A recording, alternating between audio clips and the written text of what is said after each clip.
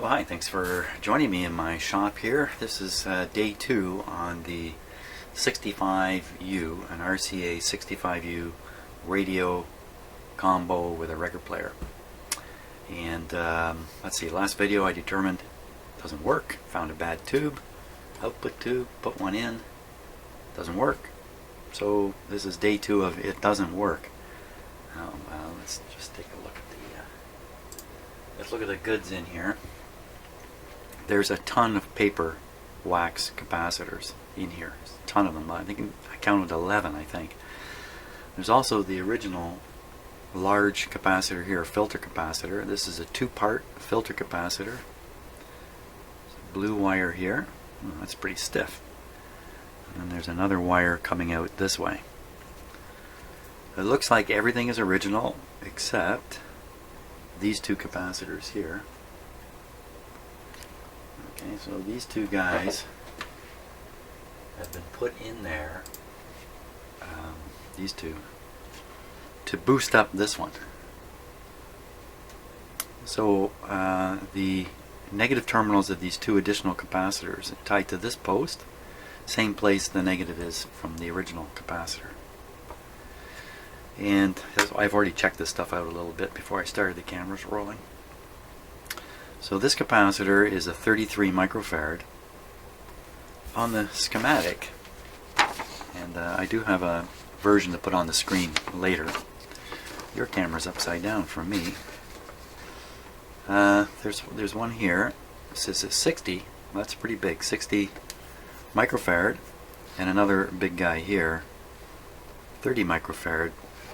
So we can assume that this is a 60-30 here. I can't read it, it's rotated so the print is hidden.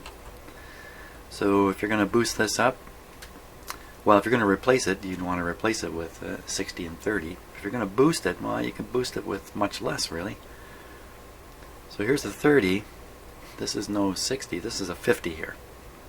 So I think somebody tried their best to boost it with the full capacitance. The problem with doing that is if you put in too much capacitance in the power supply, you don't gain a benefit. It doesn't reduce the hum any, and it causes a larger and larger charging current when you first turn the set on. So it threatens a particular resistor. Now, I did a poke around for B+. I didn't do it very well on some tube terminals. Couldn't find anything. I checked the positive on this capacitor, and I think this one too. I couldn't find anything. There's nothing. So it's a short distance electrically from the power cord to these components. There's not much in the way. Just basically the rectifier. Which I tested okay. So when we look at the schematic now, don't go bug-eyed trying to look at this with me. Which camera am I showing this to? This one. Okay. When you do look at the power supply, here's the plug coming in. There's the rectifier, motor, tubes, filaments all in series. It's got a light bulb utilizing the filament in this tube to provide exactly the right voltage for the light bulb there. Oh, there it is. There's the resistor. 33 ohms on here.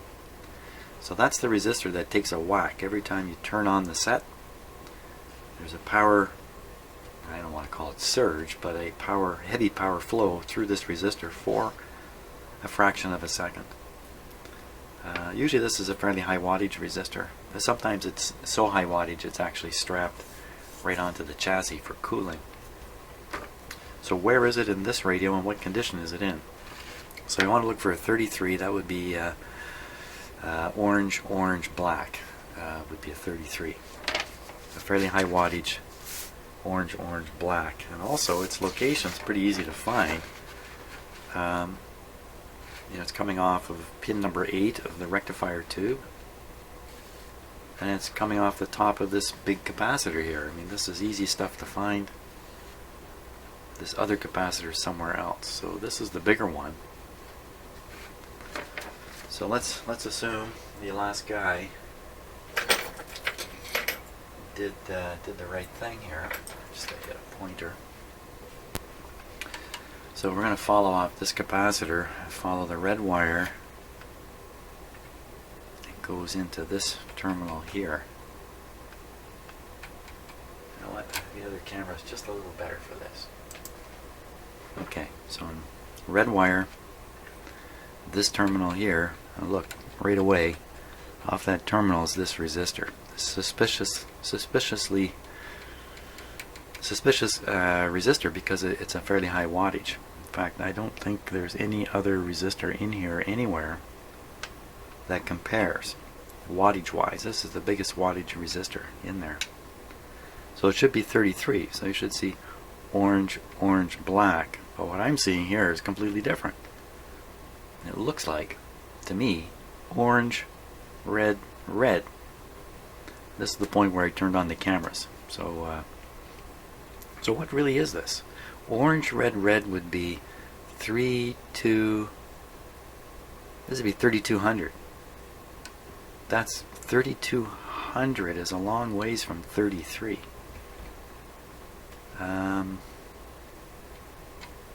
Is this really the right resistor? Let's see. The other terminal of the resistor is tied to this point. What obvious thing can I find here off of this terminal? What's this one? Looks like, well, I could read the terminal number. That would help, wouldn't it? Why don't we try that? Just identify. With my luck, this will be a spare terminal. Okay, so I'm trying to spot the key on this tube. There it is. So this is pin 1. Right here. Pin 1, 2, 3, 4. It's connected to pin 4. There's a lot of stuff connected to pin 4. 5, 6. So it's also connected to pin 6. Yikes. Let's take a look here. Pin right here. Wow, this doesn't show it connecting to directly to any tube pins. This shows it into the output transformer. Now there's a good chance that the pin I picked, I don't have the pin numbers here.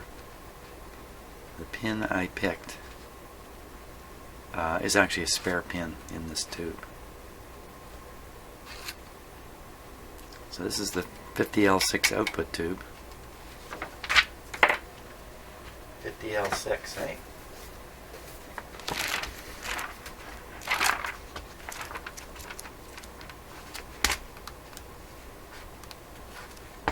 There we are. Beam power tube. 50L6. And we're looking for pin 1, 2, 3, 4. What did I count? I had to count it again. 1, 2, 3, 4. 4 and 6. 4 and 6 on that tube. 50L6. 4. Well, 4 is a screen. 6 is going to be the plate, won't it? 6. There's no connection to 6. Plate is actually 3. So 4 is a real connection to the screen. 6 is just a spare terminal. 4 is the screen. Okay, so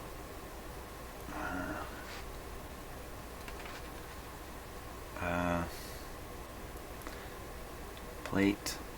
Now, last time I was doing this, I discovered these were actually in the right order on the last schematic. I think the same thing's true here. 1, 2, 3, 4. Oh, I think it says 4. Why would it have 4 written there? This looks like S for screen. Yeah, that's the screen. The tube is positioned upside down from how you normally see it. So the heater's up here, and the cathode is here. Grid screen. right there.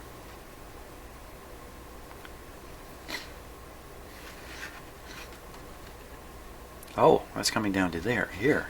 Wait a minute. I'm on a different wire.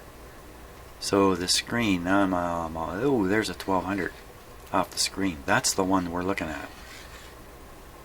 So that orange is probably brown. That's probably brown. That's probably 1200, and it's actually reading what? Was it reading 1300?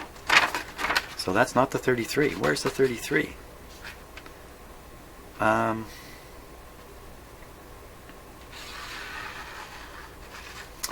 33 is off of the pin 8 of the rectifier. Okay, pin 8 of the rectifier. Where are you, Mr. 33? Oh. Huh. Could be this thing. Oh. There's the answer. We got the answer. Prepare for close-up. Give me a second here while I rearrange the focus on this camera for close-up work. The answer is now known. Okay. Come down from above, camera.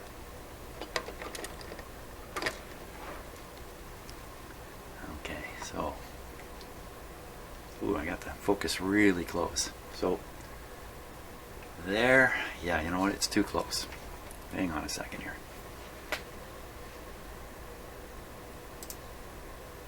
Too close. That's going to be a little better. Okay, so this is the rectifier tube here. There's the base of it.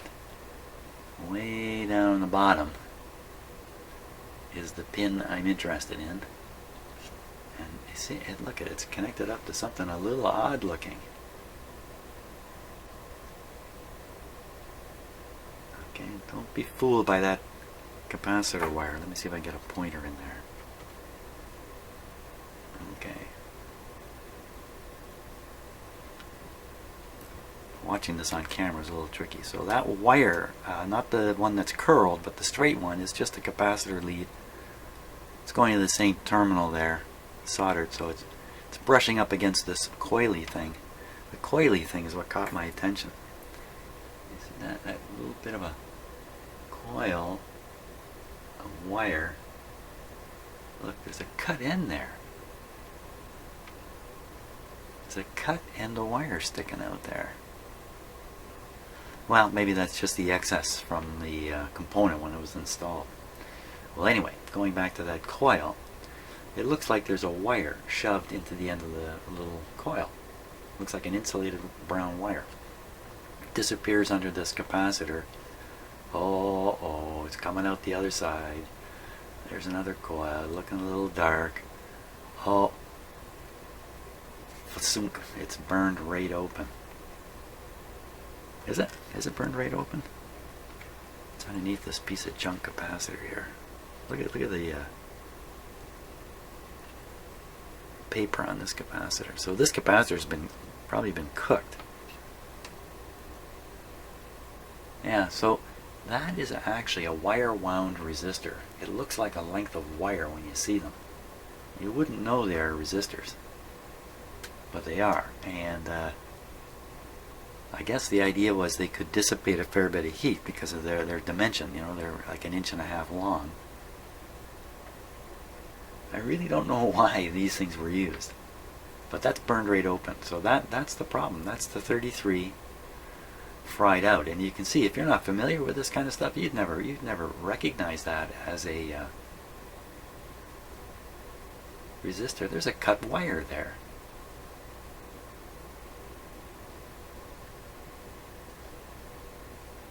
Well, I wonder if somebody replaced this at one point. Replaced this resistor and it burned up subsequently. If you look at the remains of the burned wire, the burned resistor wire, you can see the coil of the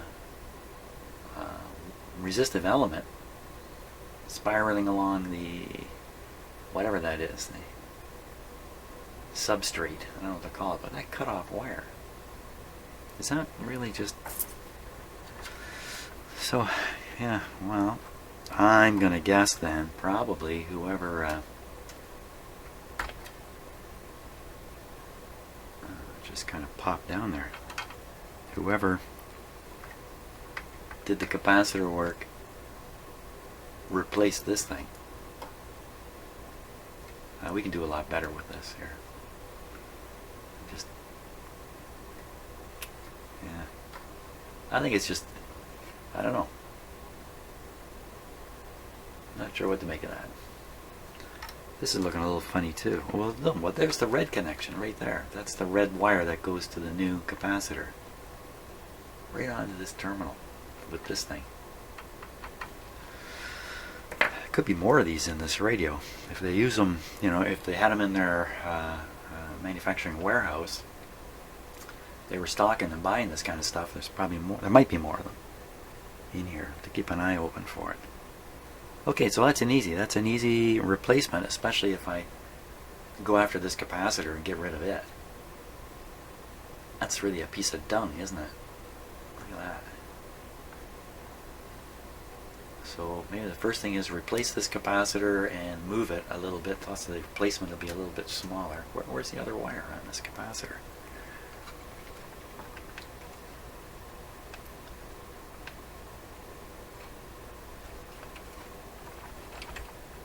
Oh, there it is. Way in the back. Oh, that's the one I was looking at, isn't it? Yeah. So that's rated. That's basically from one end of that burned out resistor. And the other end is, how much you want to bet it's grounded. Okay, goes to that terminal. Well, I don't know if that's a grounded terminal or not, for sure. Oh, that's a looks like the transformer wires, or might even be the power cord. What is that? A lot of stiff stuff in here. You can't be bending these things very much. Okie doke. That's our first job. First job is going to be this capacitor replaced. It's an ugly looking one.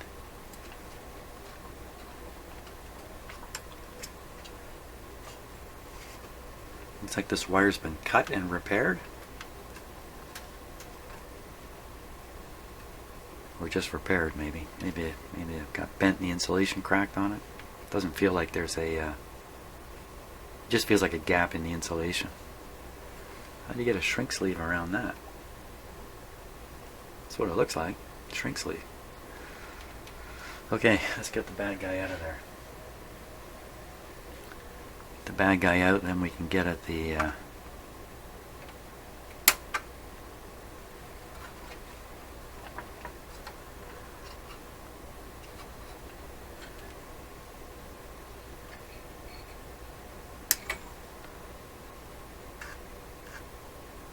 it's clearly separated right in there.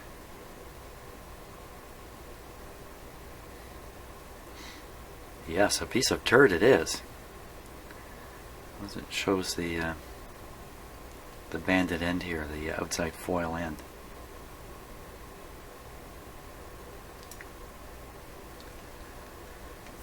And that was a 0.05, I think, wasn't it? Yeah, 0.05. Now let's take another look at that resistor, because it's really clear now to see it.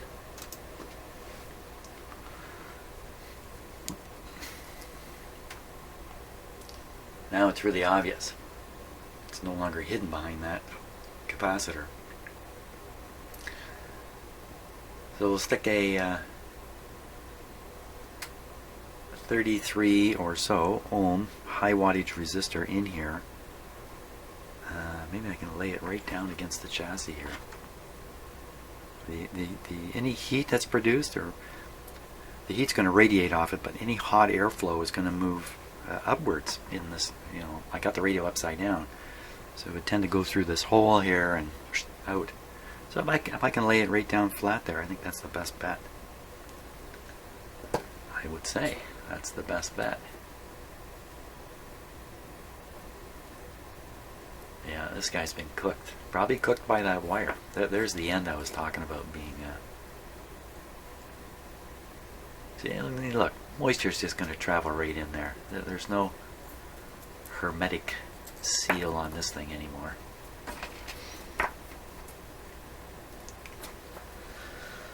Okay, I gotta get myself a resistor now. 33.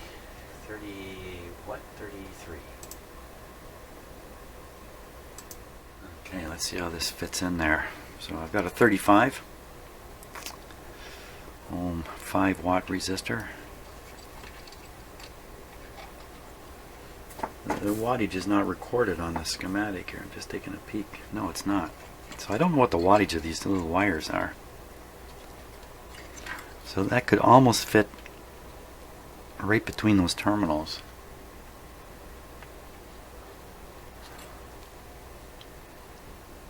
I think if I can get it flat in here,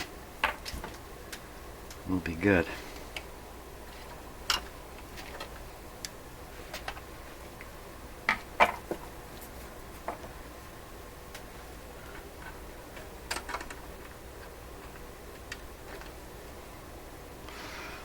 Sure what all I'm cutting down here.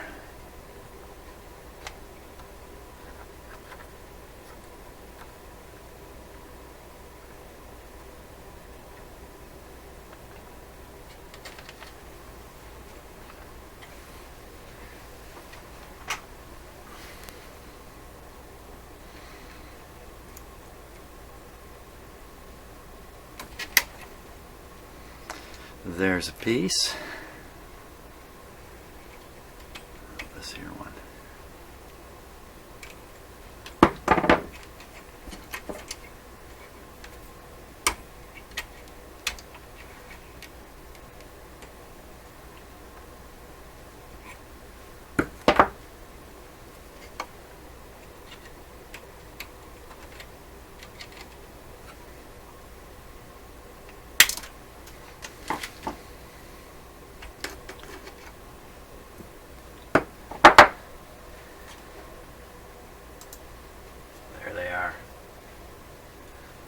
Kind of see how they're constructed here.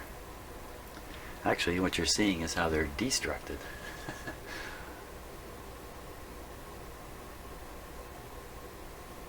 It's just basically it's a wire wound resistor of a sort. Now,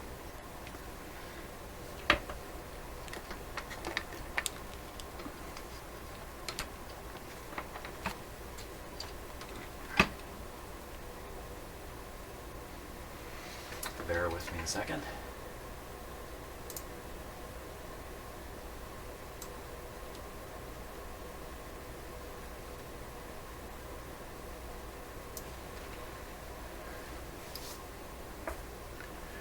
We gotta get right down there.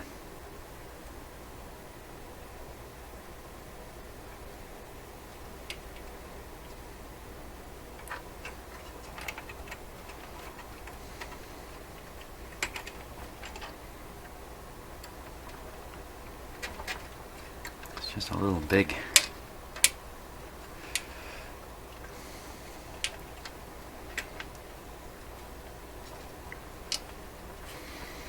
There we go. It's right down.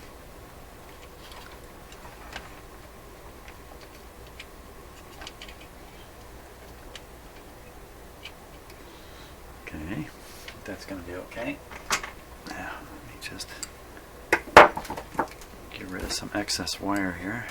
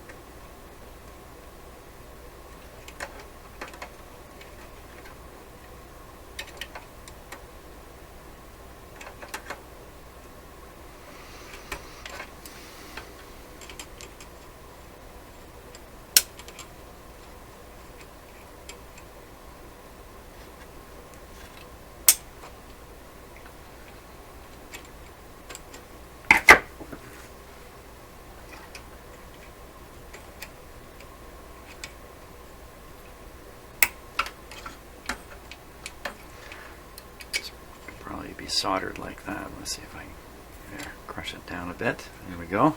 It's one side. Now the other side.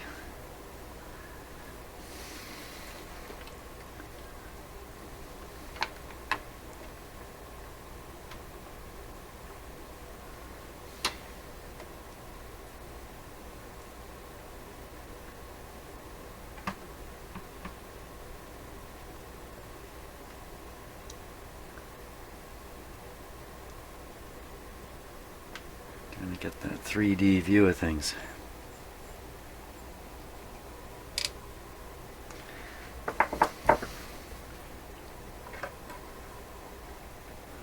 For some reason I'm having a very hard time seeing. Just increase the light here a little bit.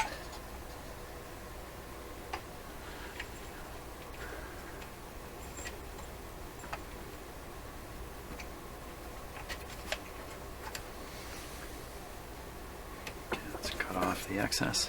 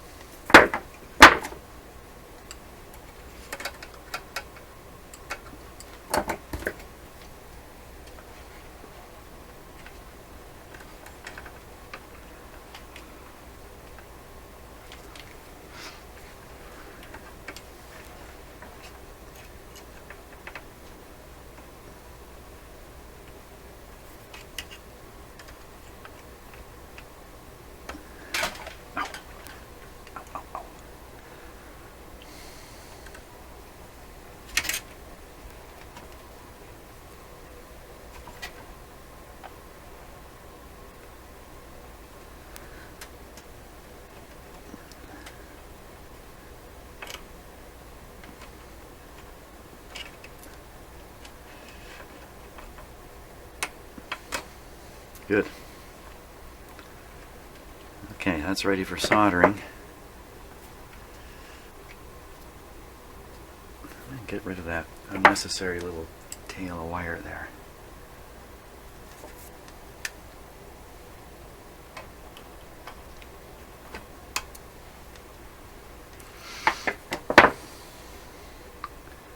Okay, now the capacitor. Where's that go? Okay, it goes from here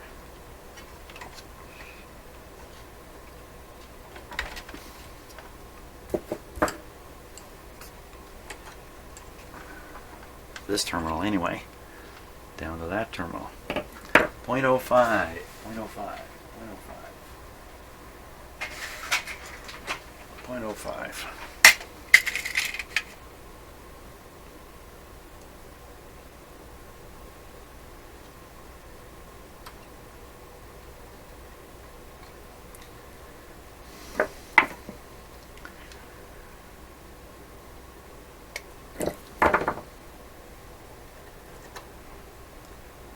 Let's do the lower one first. I think that might be easier.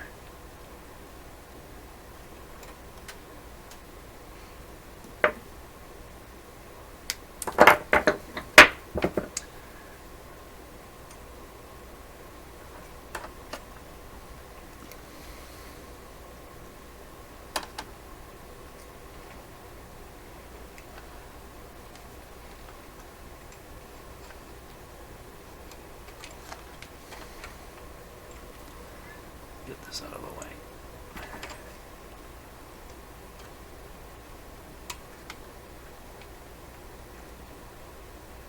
Yeah, sometimes I compare this to surgery and imagine what it's like to be a surgeon.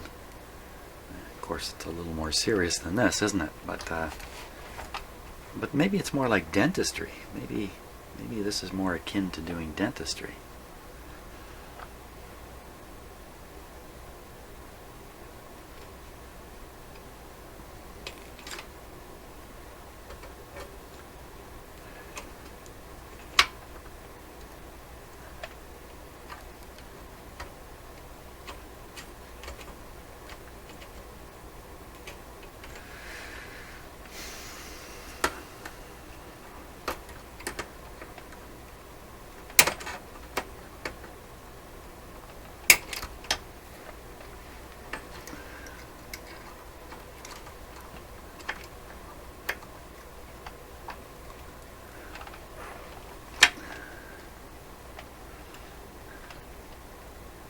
solder that up into one big blob now. Let me see if I can squeeze it here.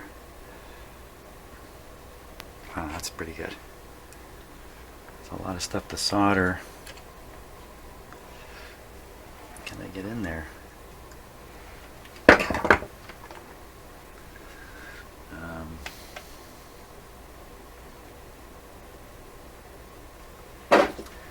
I think I can.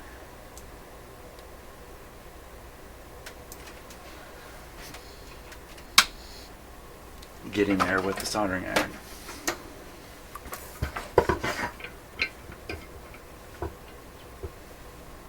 And I apologize now for all the sentences that I've started on my videos and never finished.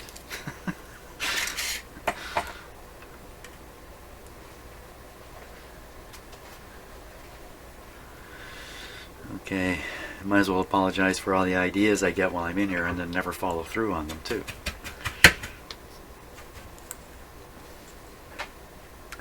Now I'm going to try to get that resistor. It's kind of down below.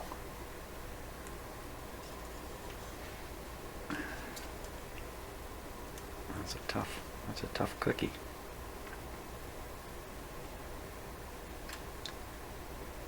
Okay, we're up to temperature here.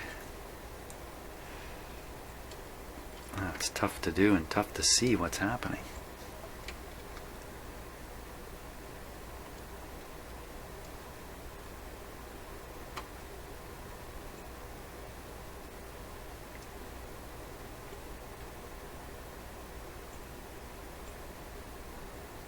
Oh, it's soldering iron.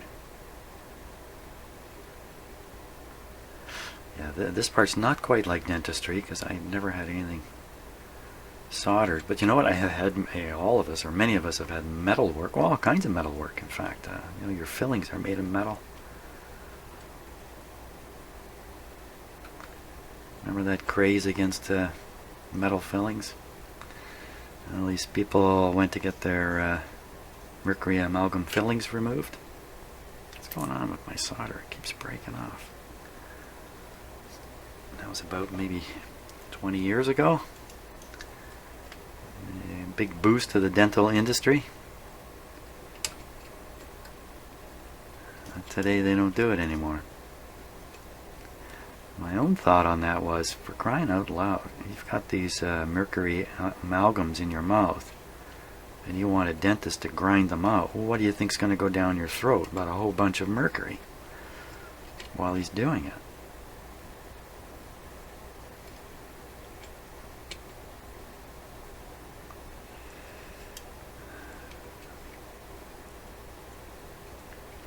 Okay, I think I'm getting some melted solder down there. I'll check it in a sec. Let's do this one.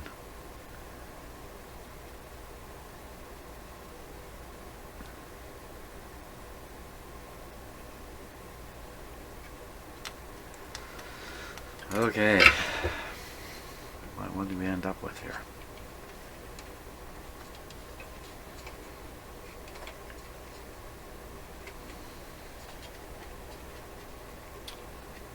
Well, I can see it a lot better, the resistor connection, so if it's looking wonky, I can fix it now.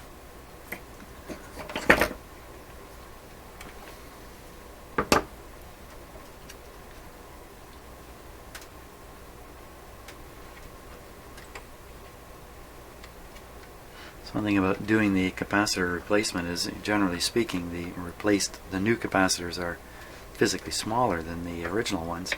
And as you do this, more and more space opens up in the radio to do more and more work. And then you can kind of think about that while you're deciding which to do first, second, third. And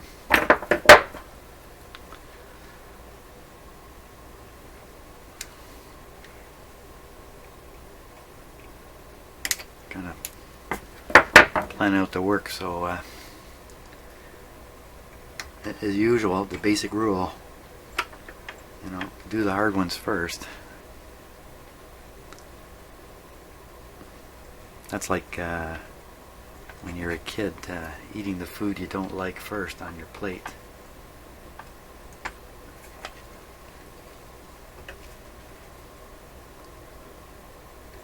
or saving the best for last. I guess that's the catchphrase, isn't it?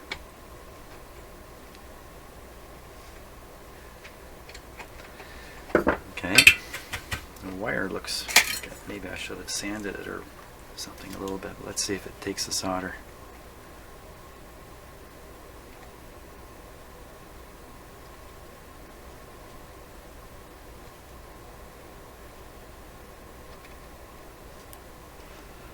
Okay, I'm going to touch this one up down here.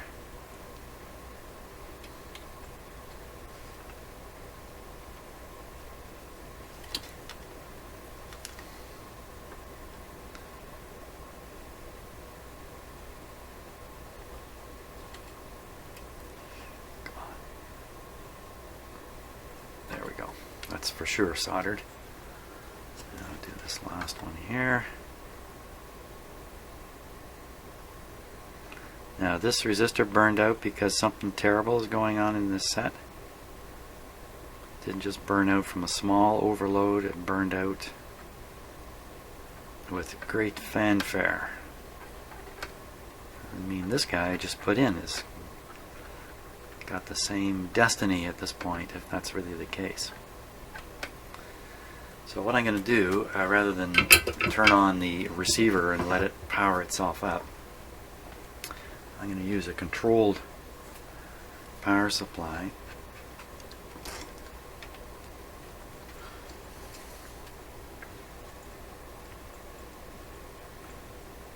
Good. Didn't quite get that flat down. I think that's going to be okay. Tube sockets are pretty loose in this.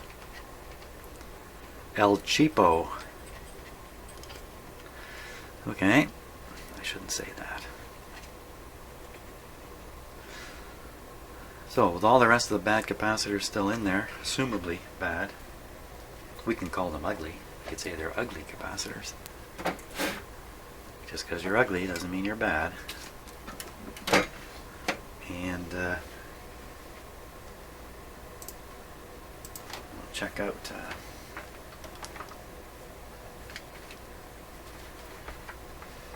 hang on here. Okay.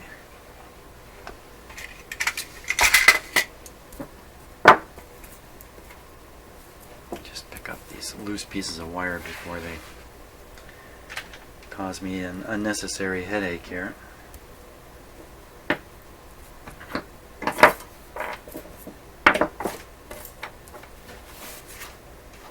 That would be as opposed to a necessary headache. I could have tested that capacitor, but I think we know the result of that one. I can still test it. Okay, so that's off there for some reason. Radio is the way it is. It's upside down. What does it matter? Does it really matter? I don't think, well, yeah, see, this is dragging now. So if I go to tune the radio, the whole radio wants to travel on this. So if I know that, of course, I can just lift the radio a little bit. Do that. Okay, the antenna's just hanging loose here. There's one loose wire on the antenna. What? Let's see. Here it is on the schematic. This is actually a very nice schematic. It's a little small on this page, but we'll be looking at it on the computer screen later, and I'll tell you why I think this is a very nice schematic.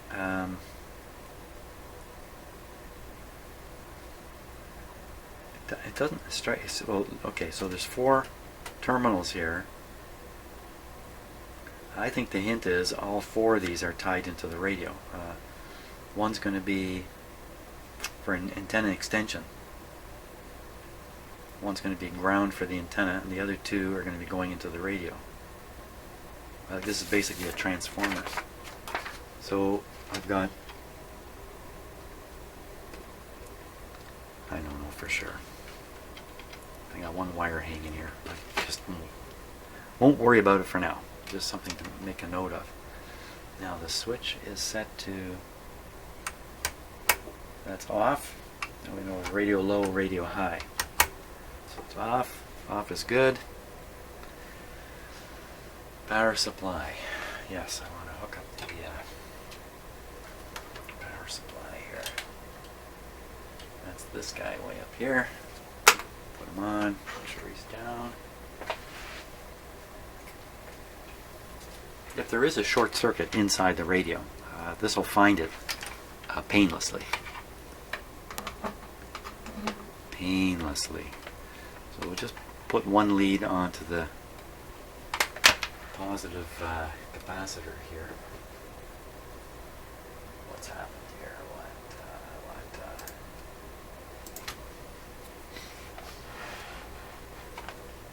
Okay, positive lead. Just go on either positive terminal. Should be a little more specific. Let's make sure we go on the 33 ohm resistor. Really, I want to go on pin 8 of the rectifier tube. Pin 8 of the rectifier tube.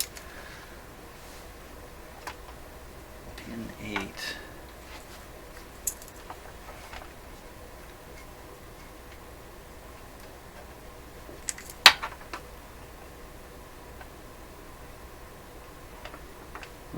Looking for the little tang on the key. There it is. Pin 8 would be down there. Pin 8 is one side of the resistor. Perfect. That's exactly what it should be. So one positive terminal there. Now negative, not the chassis. No, not the chassis. Negative to the B minus point in this radio. B minus point is here. I know that because the capacitor's negative terminal is all connected to here. That's how I know that. Make sure this guy's not biting into another wire here. It's right in the area.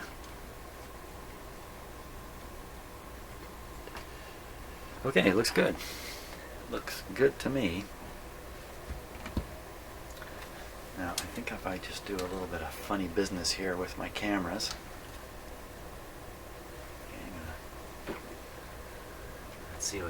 Let's see what I can do here. What can I do? What can I do? I think I'll stop the video for a moment. Okay, I think we're all set to go. So, so this guy's going to read the voltage I'm applying. It's not very accurate, and this one's going to read the current. That's something we want to keep an eye on. If there's a short in the radio, and that's why that resistor burned out, this meter will go way up right away. If there's no short, this thing should pop up and come back, pop up and come back as I advance the voltage, and that's from the charge flowing into those capacitors. I think we're all set.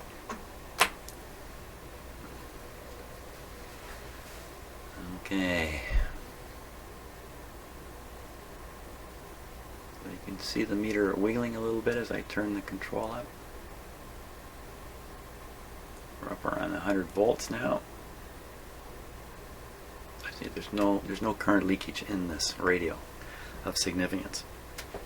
Doesn't mean there isn't some leakage current going through some of these sad looking capacitors, but if there is, it's a tiny amount. So we're up around at least 100 volts anyway. I think we're probably well over that. Give it a moment. Okay, that's a moment. Well, I think it's just fine. I don't think we have any concerns here. Except now I've got some charged up capacitors. Can you see this meter rising slightly?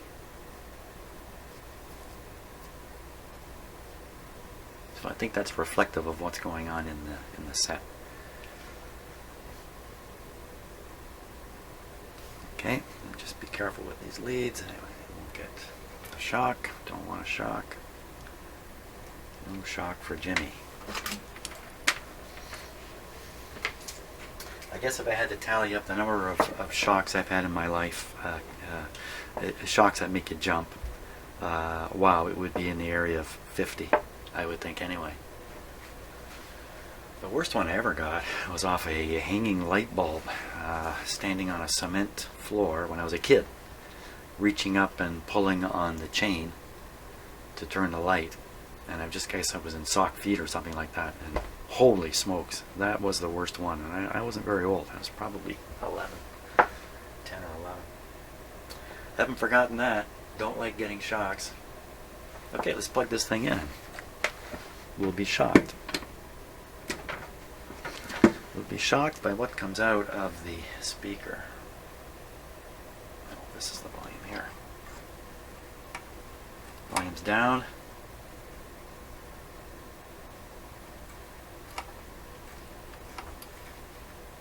Feels pretty crunchy.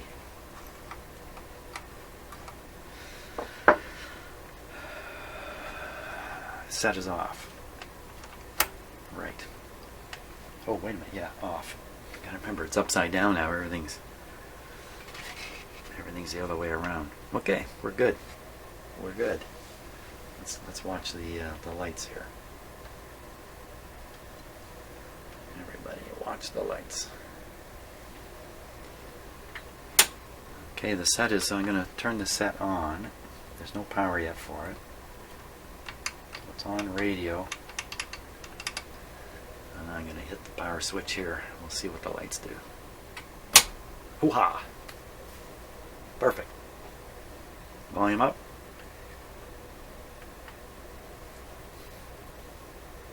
Watching for smoke now, because there's power getting into the radio where it hasn't been for a while.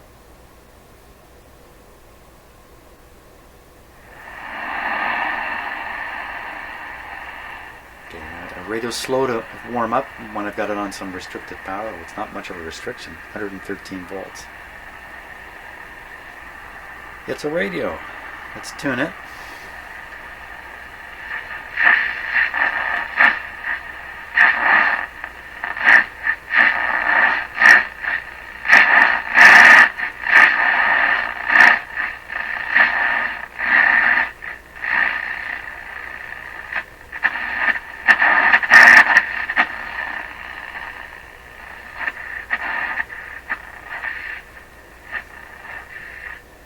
Getting quieter.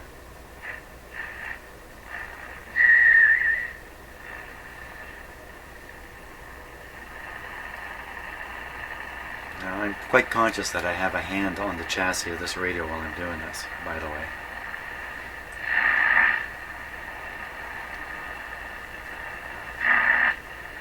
Well, it didn't pick up much. Let's see what we can do about that.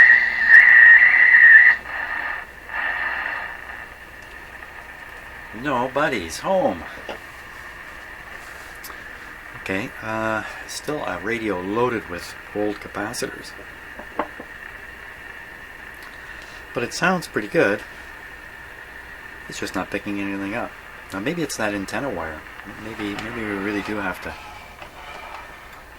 sort the story out with this.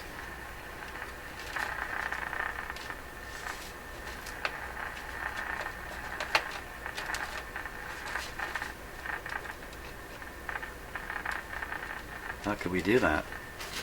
I have this nice diagram here. I think they would have taken time to draw this realistically, so you can see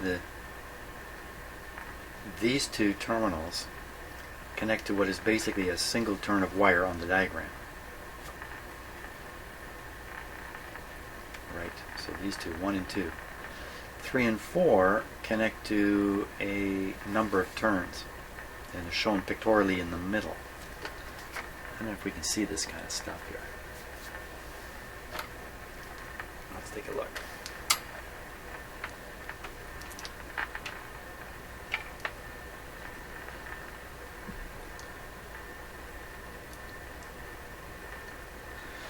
Well, starting from here, anyway, there's the 4 terminals.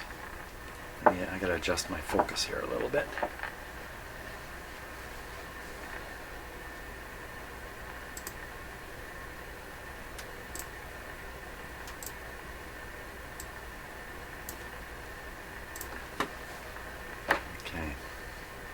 So there's the 4 terminals. This one on the left is the one with the wire to nowhere. You know, I'm looking at the end of it here.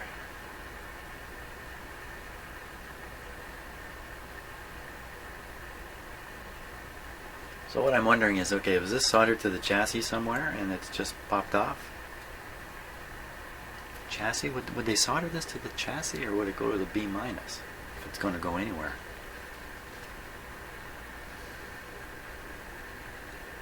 Now, on the schematic here, antenna loop terminal detail. 1, 2, 3, 4. Well, I got to figure out 1 and 4. Well, look, one is where this wire to nowhere is going.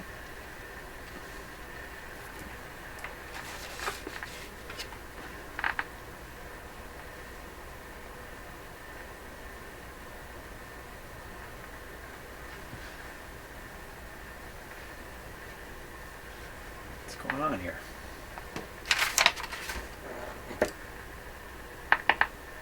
Well, that's right, the radio's on.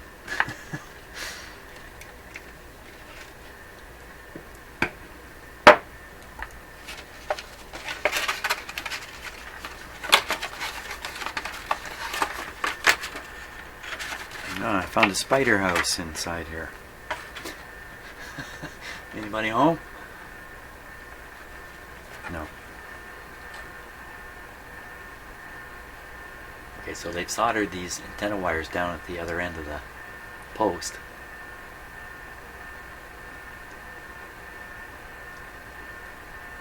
So the question is those two on the outside? Well, they sort of look like it, don't they?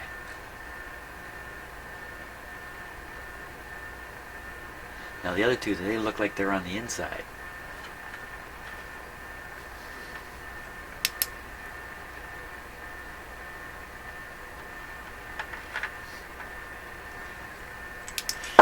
Didn't help.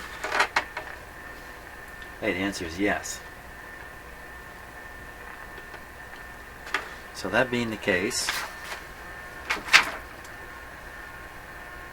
then number 1 has to be here. This has to be number 1. 1, 2, 3, 4. Hey, pretty good, Jim. And my grade 1 teacher said I had trouble counting to 10. Come on. It's just a temporary thing, teacher. I don't know why you were so worried. Now, going back to the schematic here, they must show where these 1, 2, 3, and 4 go over here. Ah, perfect. So 1, yeah, 1 is off to an antenna. So that's an antenna extender wire. It's very poorly done, just hanging out there like that. Was it even hanging out? I mean, this was tucked away inside a cabinet. The antenna was shoved up the side. That little short wire wasn't going anywhere. Or is there more antenna inside the box besides this little loop? And then where does it go? The other side goes to a capacitor to the chassis. Oh, wait a minute. Oh. Aha, look at that note. Indicates common. Let me put this down so I'm not shaking in 2 directions at once here. That's an important note. Indicates common minus B wiring. That kind of symbol. The earth symbol. There's the chassis symbol there.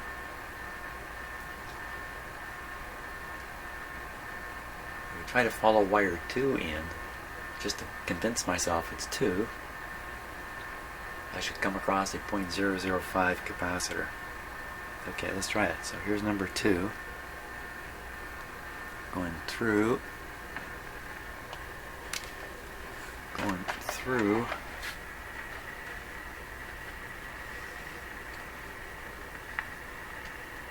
It's one of those 2 wires there. Okay, I can see which one it is. It's the one to the left of the screen. And it goes to this terminal. Ooh, there is a capacitor right back here. Watch your finger, Jim.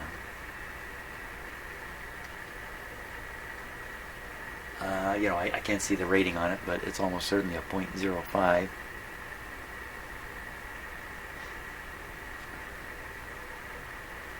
That going to the going to that big common negative terminal where all the filter capacitors connect, so it's going to ground. And that's what it was doing on here, wasn't it? Yeah, going to the B minus. There it is. So that's got to be it. So I figured out the loose wire.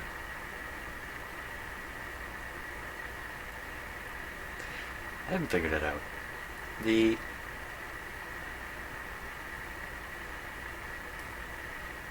So as it stands, the primary on the antenna transformer, if I call it that, the antenna coils, the primary is open circuit. As a like a loop antenna, it's lousy. There must be more wire in the cabinet. Well, I'm gonna go look. I'm gonna go look and see if there's a pile more wire in that cabinet.